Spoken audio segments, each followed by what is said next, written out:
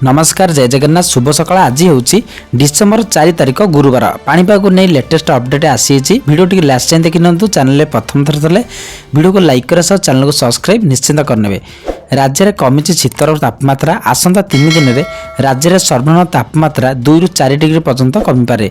सुंदरगढ़ कलाहांडी कंधमाल और झारसुगुड़ा जिले में सकाळु कुहुड़ीर अस्तरण देखा राज्य में शीत प्रकोप कमी बेले राज्य में सर्वनिम्न तापमात्रा झारसुगुड़ा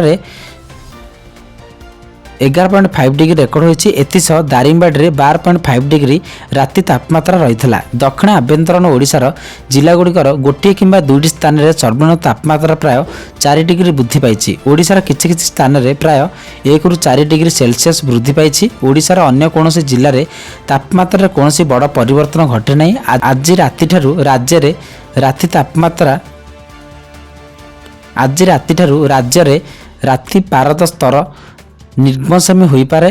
आसंता 3 दिन में राज्य में सर्वनिम्न तापमात्रा 2 ରୁ 4 डिग्री पर्यंत कमीपे।